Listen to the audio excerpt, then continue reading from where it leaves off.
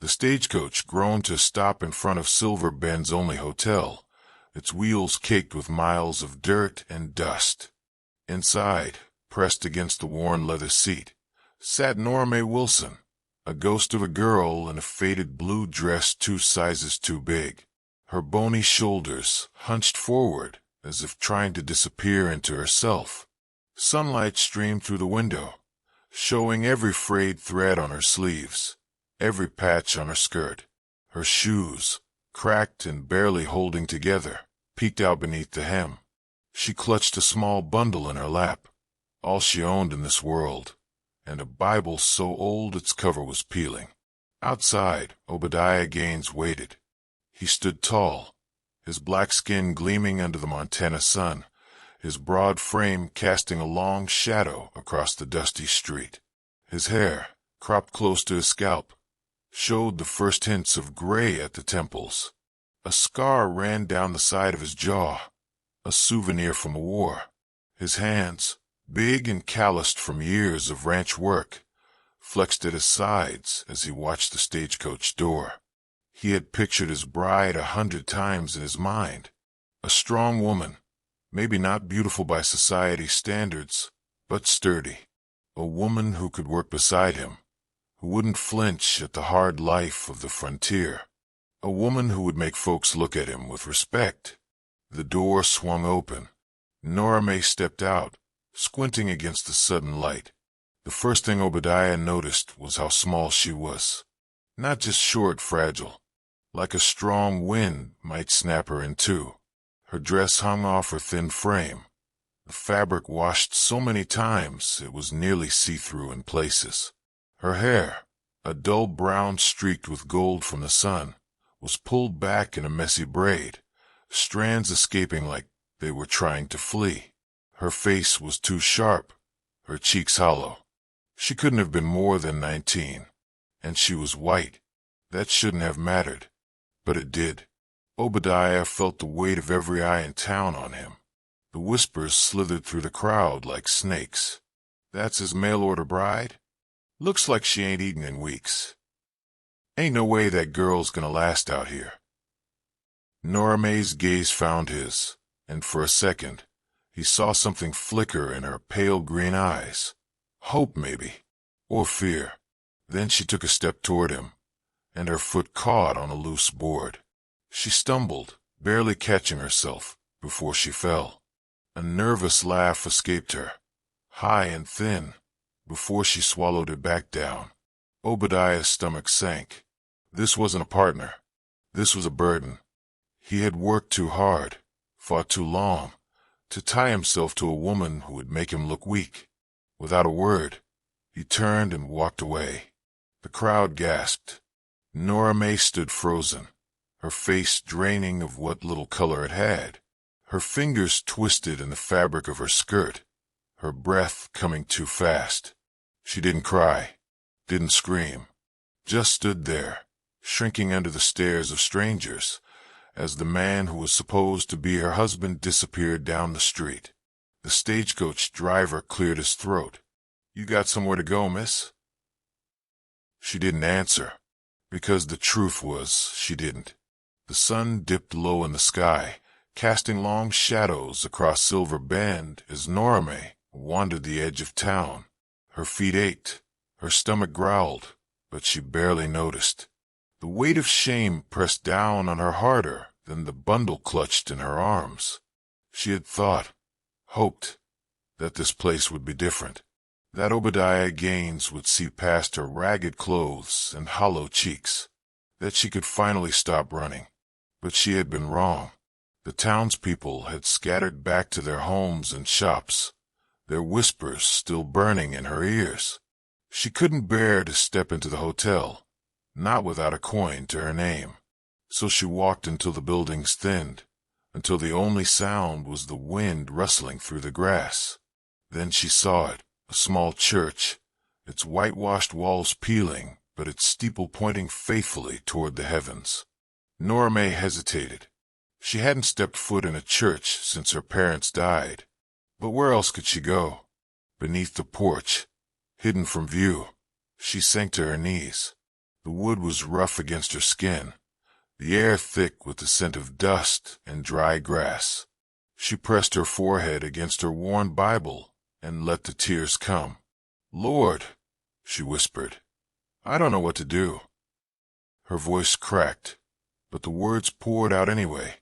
All the loneliness, all the fear, all the time she had prayed for a place to belong. She didn't ask for much. Just a corner to sleep in. Just someone to look at her like she mattered. She didn't hear the footsteps approaching. Josiah Clay had seen the girl from a distance when the stagecoach arrived, seen the way Obadiah turned his back on her. It wasn't his business, he told himself. He had enough troubles of his own. A patch of land that barely grew crops, a cabin that let in the cold, and a past he couldn't outrun. But as he passed the church that evening, a sound caught his ear. Not crying exactly, praying, the kind that came from deep down, the kind he knew too well. He crouched low, peering under the porch. The girl, Nora-Mae, he'd heard someone call her, was curled in on herself, her fingers gripping that Bible like it was the only thing keeping her from falling apart. Josiah cleared his throat gently. She startled, her head snapping up. Her eyes were red-rimmed, her cheeks streaked with dirt and tears. For a second, she looked ready to bolt. "Easy," Josiah said, holding up his hands. "I ain't gonna hurt you." He was a lean man, his face weathered from sun and wind, his clothes as patched as hers. His hair, the color of wheat, stuck out in every direction, and his blue eyes held a quiet kindness. Nora-Mae didn't speak, just watched him, wary as a cornered animal. "Name's Josiah," he said. "I got a place not far from here. It ain't much, but it's got a roof. You're welcome to it if you need." She hesitated. "Why?" The question hung between them. Josiah scratched the back of his neck.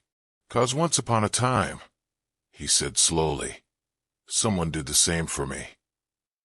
Nora-Mae slept for 2 days straight in the corner of Josiah's cabin, wrapped in an old quilt that smelled like hay and wood smoke.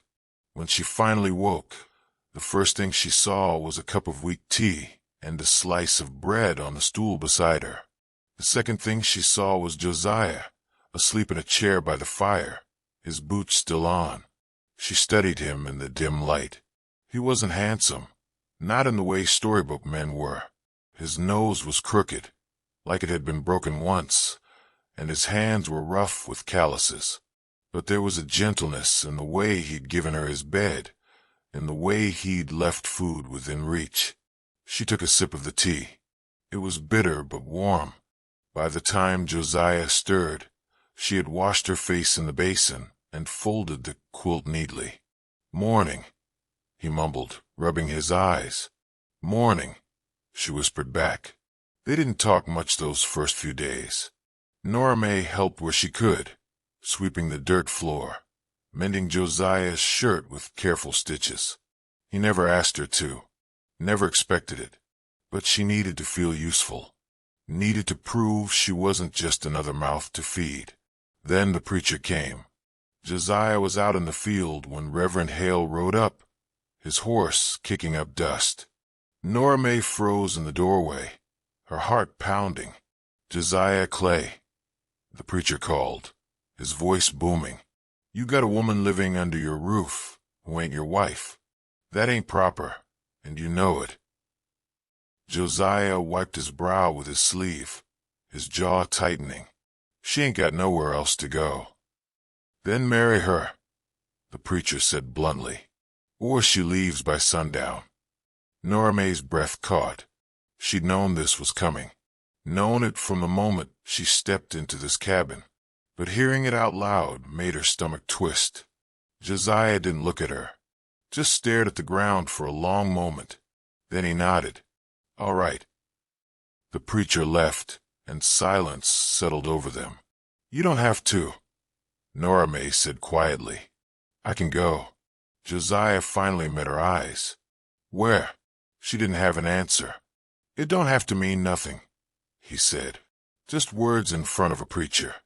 A way to keep folks from talking. Nora-Mae twisted her fingers together. And after we figure it out. So that Sunday, in a chapel empty save for the preacher and the mice in the walls, Josiah Clay and Nora-Mae Wilson became husband and wife. No flowers, no feast, just two lonely souls and a promise neither knew how to keep. As they walked back to the cabin, Josiah's hand brushed against hers. Just once. Neither of them pulled away. The first snow came early that year, drifting down in thick flakes that clung to the cabin roof and piled against the door. Nora-Mae stood at the window, her breath fogging the glass as she watched the world turn white. She had never seen snow like this before. Back home, winters were mild, with only a dusting that melted by noon. But here in Montana, the cold settled in deep, creeping through the cracks in the walls and turning the dirt floor to frozen earth. Behind her, Josiah knelt by the fireplace, feeding thin strips of bark and the last of their firewood into the flames. The wood popped and hissed, casting flickering shadows across his face. He had been quiet all morning, his brows drawn together in a way that told Nora-Mae he was worrying over something. "We'll need to ration the flour," he said finally, dusting his hands on his pants. "And the beans. Might be a long stretch before we can get to town again." Nora-Mae nodded, wrapping her arms around herself. The dress Josiah's sister had left behind, a plain brown thing, too big in the shoulders, wasn't near enough to keep out the chill. "I can make the bread last longer," she offered. "Stretch it with a bit of water, maybe some crushed acorns if I can find any." Josiah looked up at her, something like surprise flickering in his eyes. "You know how to do that?" "My mama taught me," she said softly, when times were lean. A silence settled between them, filled only by the wind whistling through the gaps in the logs. Then Josiah stood, crossing to the trunk in the corner. He rummaged for a moment before pulling out a thick wool blanket, its edges frayed but still sturdy. "Here," he said, holding it out. "You're shivering." Nora-Mae hesitated before taking it, her fingers brushing against his. His hands were rough, but warm. "Thank you," she murmured, draping it over her shoulders. Josiah cleared his throat, suddenly awkward.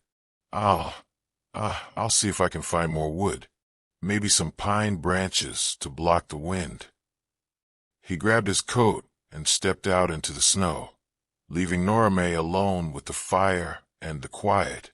She waited until the door shut behind him before sinking onto the stool by the hearth. The blanket smelled like cedar and old smoke, and she pulled it tighter around herself, staring into the flames.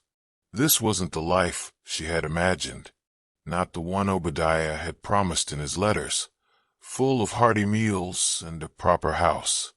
But it was shelter. It was safety. And Josiah, well, Josiah was kinder than any man had ever been to her. Outside, the snow kept falling. Spring came late that year, the ground stubbornly refusing to thaw until well into April. When it finally did, the earth was hard and unyielding, cracked from months of frost. Josiah worked from dawn till dusk, his hands raw from gripping the plow, his back aching from the strain. But no matter how hard he tried, the seeds they planted struggled to take root. The rain that usually came in May never did, and by June, the creek behind the cabin had shrunk to a trickle. Nora-Mae knelt in the garden, her fingers sifting through the dry soil. The bean plants were wilting, their leaves curling at the edges. She poured a scant cup of water at the base of each one, careful not to waste a drop. "Ain't looking good," Josiah said, wiping sweat from his brow with the back of his arm. His shirt was stuck to his skin, the fabric darkened with patches of sweat. Nora-Mae sat back on her heels, squinting up at the cloudless sky. "We'll make do," she said, though she wasn't sure how. Josiah didn't answer, just stared at the horizon, where the heat made the air shimmer like water. Then movement caught his eye. A figure stumbled down the road, swaying like a drunk man.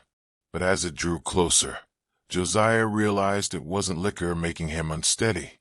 It was exhaustion. The man, no, a boy, really, couldn't have been more than 16. His clothes hung off his frame, and his dark skin was streaked with dust and sweat. Nora-Mae stood slowly, her hand flying to her mouth. Josiah. But Josiah was already moving, striding toward the road. The boy collapsed just as he reached him, his breath coming in ragged gasps. "Water," he croaked. "Please." Josiah didn't hesitate. He hauled the boy up, slinging one of his arms over his shoulders. "Nora," he called over his shoulder. "Get the bucket." She ran ahead, her heart pounding. By the time Josiah lowered the boy onto the stool outside the cabin, she was already pressing a cup to his lips. He drank greedily, water spilling down his chin. "Easy," Josiah said. "Too fast. You'll sick up." The boy nodded, though his hand still shook around the cup. "Thank you," he whispered. Didn't think I'd make it." "What's your name?" Nora-Mae asked softly. "Elias," he said. "Elias Carter." Josiah studied him. "You running from something, Elias?" The boy's throat worked. "We're gangs," he said finally. "Up in the Dakotas. They don't let you leave."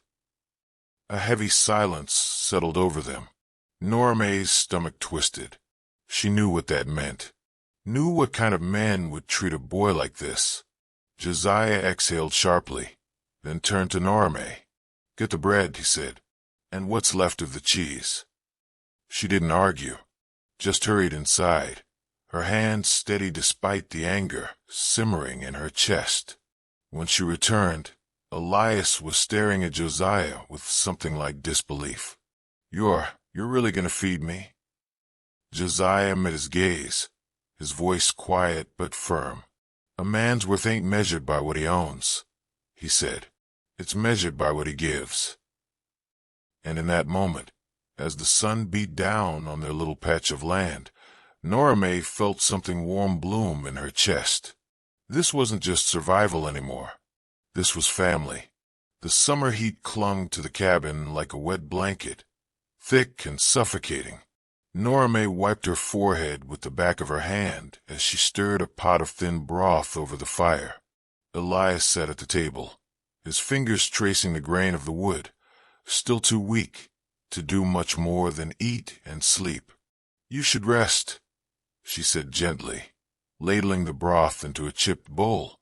Elias gave her a tired smile. "Ain't used to folks fussing over me."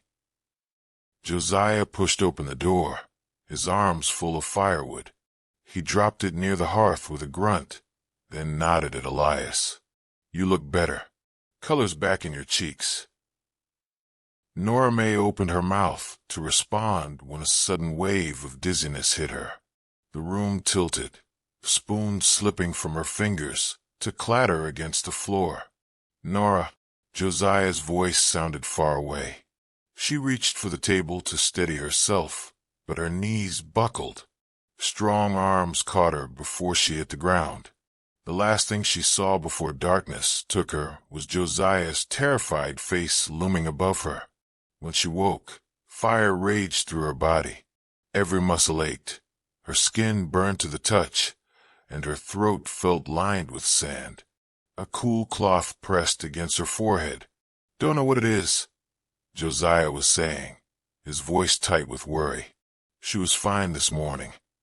A deeper voice answered, "Reverend Hale, it's the sweating sickness. Been going around the lower valley. You need to get Doc Henderson." Josiah's reply came through gritted teeth. "That's a day's ride in good weather. The storm's coming in fast." Nora-Mae tried to speak, but only a weak whimper escaped. The cloth moved from her forehead to her cheeks, the rough fingers unmistakably Josiah's. "Stay with me, Nora," he whispered. "Just hold on." The door slammed shut. Thunder rumbled in the distance as the first drops of rain hit the roof. Lightning split the sky like God's own axe, illuminating the cabin in stark white light. Nora-Mae tossed in the bed, her nightgown soaked with sweat. 3 days. 3 endless days of fever dreams and burning skin. Somewhere in the haze, she heard Elias's voice. "Mr. Josiah, the barn." A deafening crack shook the cabin. Nora-Mae forced her eyes open in time to see orange light flickering through the window. Josiah stood silhouetted in the doorway, rain pouring off his shoulders as he stared at something outside. When he turned, his face was ashen. "Elias, get Nora out. Now." The boy didn't hesitate. He scooped Nora-Mae up like she weighed nothing, her body limp in his arms. The cold rain hit her face as they stumbled outside, shocking her back to semi-awareness. Then she saw it. Their barn, the one Josiah had spent all spring building, was engulfed in flames, the fire reaching hungrily toward the night sky despite the pouring rain. Josiah ran toward it, grabbing the water bucket, but one look told Nora-Mae it was hopeless. Elias set her gently on the ground beneath the oak tree, then ran to help. She watched through bleary eyes as they formed a line from the well, passing buckets hand to hand. But the fire had too strong a hold. With a groan like a dying animal, the roof collapsed in a shower of sparks. Josiah stood frozen, the empty bucket dangling from his fingers. The firelight reflected in his eyes, making them look like they were burning too. Nora-Mae pushed herself up on shaking arms. "Josiah," she croaked. He turned slowly. For the first time since she'd known him, Josiah Clay looked broken. She reached for him, her fingers brushing his soot-covered hand. "We still have the land," she whispered, "and each other." The rain fell harder, mixing with the tears on Josiah's face as he pulled her close. Behind them, the fire burned itself out, leaving only charred bones of wood and the stubborn, unkillable hope that had carried them this far. The autumn wind carried the scent of wood smoke and damp earth as Nora-Mae knelt in the garden, her fingers working through the soil to harvest the last of the root vegetables. The summer's drought and the fire had left them with little, but the potatoes and carrots had survived, their humble bounty a small mercy. She wiped her brow with the back of her hand, leaving a smudge of dirt across her forehead. A shadow fell across the ground.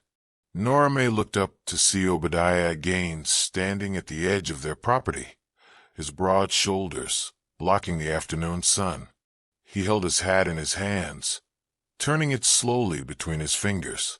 His fine coat was brushed clean, his boots polished to a shine. Everything about him spoke of wealth and comfort, everything except his eyes, which held something Nora-Mae couldn't quite name. Josiah stepped out from the barn, what remained of it, his shirt sleeves rolled up to his elbows, his forearms streaked with soot from rebuilding. He paused when he saw Obadiah, then walked forward slowly, stopping beside Nora-Mae. "Gaines," Josiah said, his voice neutral. Obadiah cleared his throat. "Clay, Mrs. Clay." He nodded to Nora-Mae, who stood, brushing the dirt from her skirt. "Come to gloat?" Josiah asked, though there was no real heat in his words, just weariness. Obadiah's jaw tightened. "No."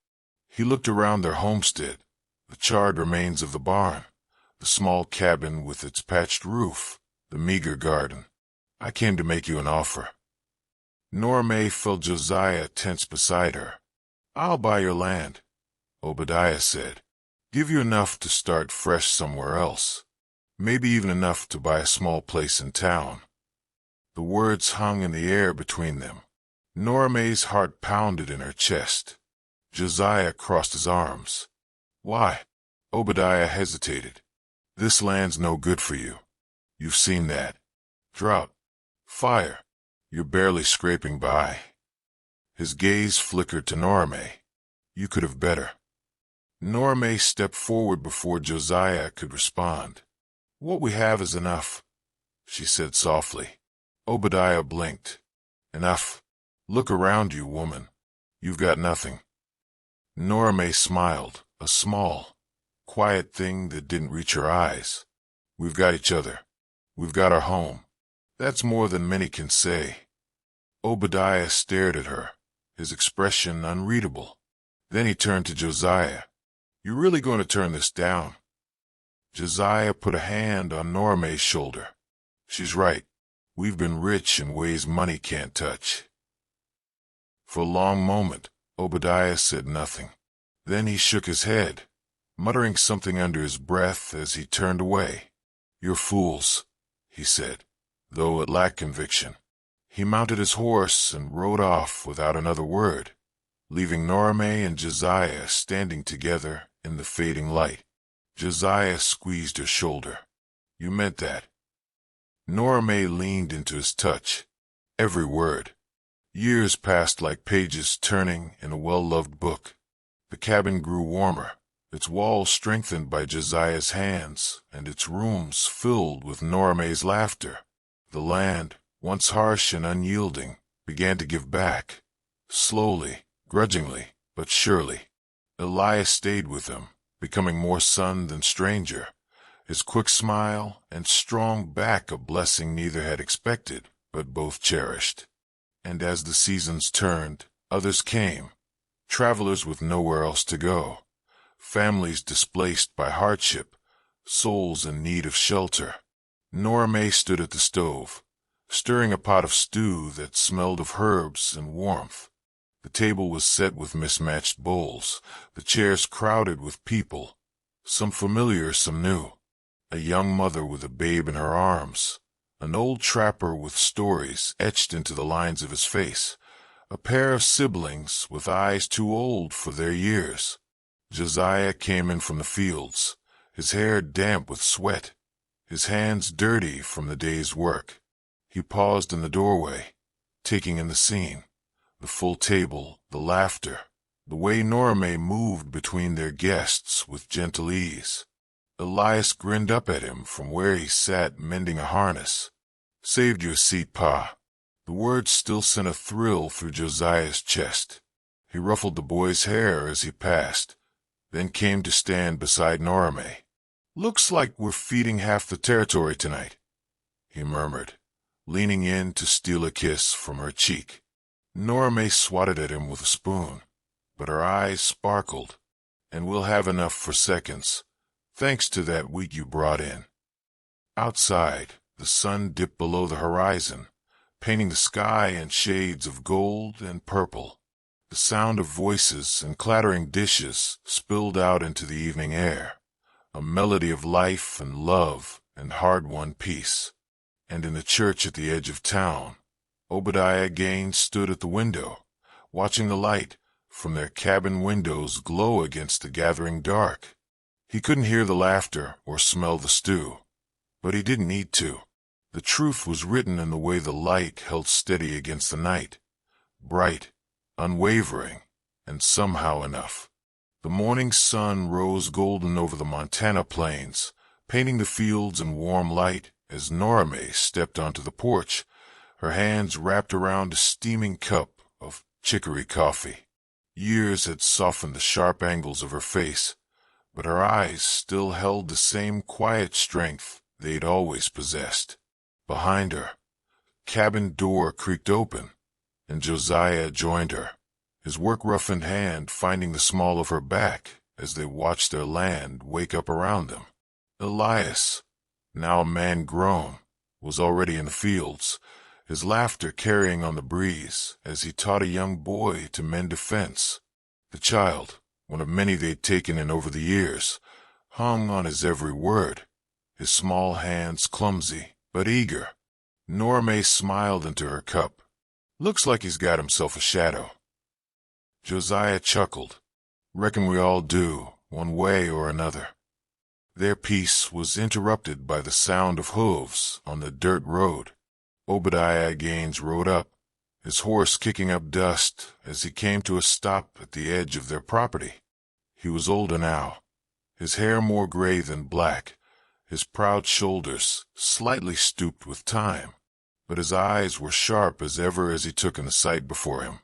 The thriving homestead, the fields heavy with wheat, the children playing near the barn.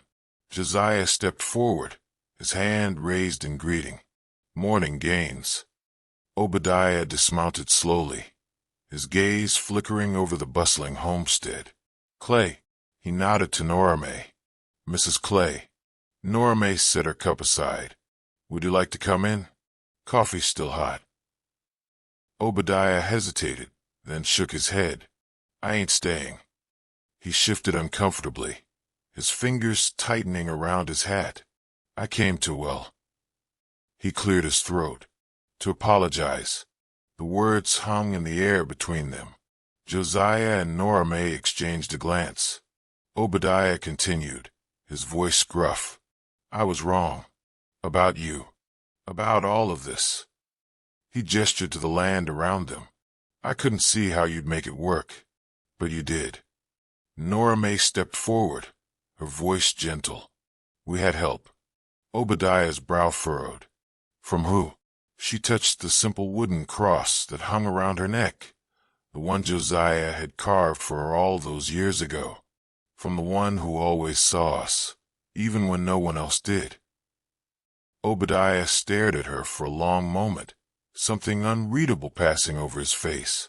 Then, without another word, he mounted his horse and turned back toward town.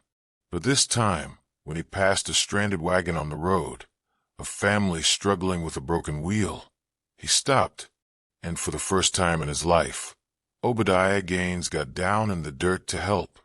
Back at the homestead, the day carried on as it always did, full of work and laughter and love. As evening fell, Josiah and Nora-Mae sat on the porch, their fingers intertwined, watching the stars appear one by one in the vast Montana sky. "You think he'll be back?" Josiah asked quietly. Nora-Mae leaned her head against his shoulder. "Doesn't matter. What matters is he saw the truth today." "And what's that?" She smiled. "That we were never poor, Josiah Clay. Not really." Josiah kissed the top of her head, his heart too full for words. And somewhere in the distance, a child's laughter rang out like a bell, pure and bright and full of promise. Thank you for joining us on this journey of faith, love, and redemption. If this story touched your heart, please like, share, and subscribe for more tales of hope and perseverance. Let us know in the comments what moment moved you the most. Your support helps us bring more uplifting stories to life. God bless.